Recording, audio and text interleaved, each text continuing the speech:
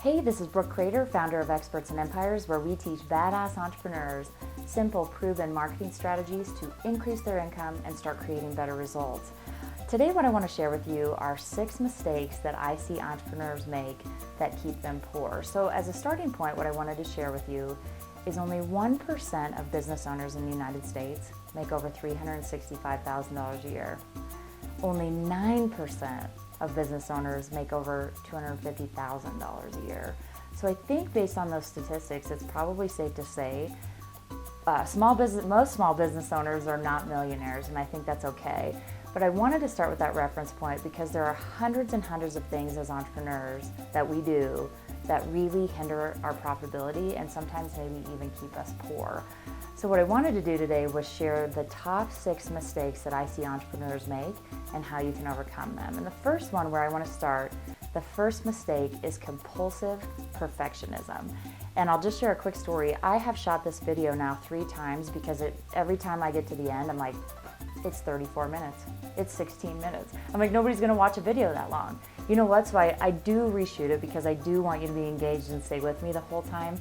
But if I was compulsive about this, or if I was a perfectionist, this video never would have made it onto my blog for you to see today. So my challenge to you is let go of your perfectionism, even if it's 1 day a week. Because what happens is when we're so focused on being perfect, we don't execute. And how much money do we make when we don't execute?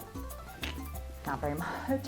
So my challenge to you is to, again, set down your perfectionism, even if your starting point is 1 day, and see what happens. Like, start committing to taking that action and watch things start opening up in your business. The second mistake I see entrepreneurs make is they focus on growth first and then profitability. And I will tell you that's a recipe for disaster. So ask any venture capitalist and they'll tell you when they invest in an organization, what they care about first is profitability. So let's learn from these really savvy venture capitalists. When we look at the things in our business, instead of worrying about how are we going to add staff, how are we going to add systems and resources, the number one thing I want you to focus on, especially in startup, is being profitable, because you started a business to make money, right? That's the least common denominator. So in my business too, we've had to do that because I see all these different opportunities to grow. But I'm like, my first goal is profitability, and I want that for you too. Okay, mistake number 3, marketing schmarketing. Okay, so a lot of entrepreneurs think, well, I'm really good at making cupcakes or building bookshelves or, fixing sprinkler systems, whatever it might be. I'm not any good at marketing, like marketing schmarketing. I don't need to do that. I will tell you, I just watched a video the other day that said 60% of the time that you spend with your business, 60% of that should be on your business, and the rest is in your business. Now, for some of us, that could mean 6 hours a day on our business. And I will tell you, a huge piece of that is marketing.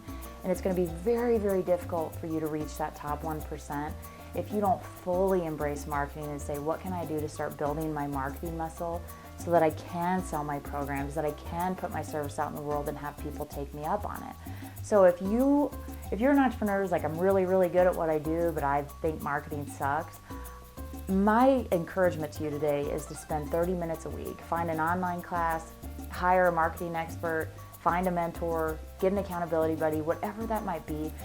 Start at 30 minutes a week. But marketing is the most important thing you do. My coach says whatever business you're in the marketing business first. And I will tell you, I've seen it in my business and with my clients, 1000% true. Okay, so that was the third mistake is marketing, right? Number 4 is I see entrepreneurs only listening to experts. And I'm so good with paying people and taking classes and investing in professional and personal development. I do it myself. But you have to leave room in your business for your own intuition or your own compass that will help guide you. So sometimes it's easy to say, well, I don't even have a thought about that because I'm just doing what the experts are telling me to do. I have seen that happen, and I can tell you that it doesn't work well. So really pay attention to whatever it is that people are teaching you. Make sure there's an element in there for you to say, I think that works, or form an opinion about that before you start taking things on and just going wild and saying, we'll see whatever, we'll throw a bunch of stuff against the wall and see whatever sticks. Okay, mistake number 5. and I have done this for years and I finally let this go, is that I see entrepreneurs trying to avoid making mistakes. I don't want to invest in the wrong thing. I don't want to spend too much time here. I don't want to hire the wrong person. I don't want to, take on this new website project and then, and then I'm not happy with the template, so now I need to change it, all these different things. So we spend half our time trying to avoid mistakes because we fear judgment, ridicule. Who am I to do that? There's so many things that we do to ourselves. But what I have learned, and I've seen this with my clients too, is that mistakes make you stronger. They make you better. They make you able to really share with your clients or your customers your experience. I think about all the mistakes I've made in my business, and I'm like, folks, it's a truckload. And they're all things that, some of them you might see and some of them you might not, but I will tell you, some of them have been really, really expensive. But you know what? It makes me a better coach. It makes me a better marketing mentor. I get to share experiences and stories. I get to guide people. Here's what happened in my business, so I just want you to know here's some of the things that could happen. So mistakes make you better. So don't ever hesitate to do something that didn't work out so well. It only makes you stronger. Okay, and then mistake number 6. I see entrepreneurs believe this, that when they have setbacks or things don't go their way, they make all these generalizations. My goals aren't attainable. I'm never going to be successful. Who am I to do this? It will never work for me.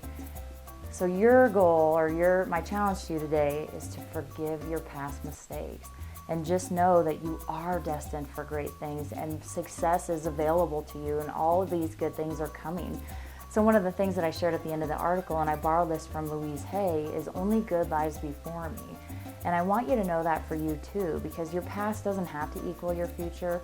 And just know all of your experiences and everything that you bring to the table in your business all creates this beautiful energy that then you're able to translate into sales or profitability or cool marketing campaigns and new clients. So anyways, those are the top 6 mistakes that I see entrepreneurs make. What I would love for you to do is leave a comment below.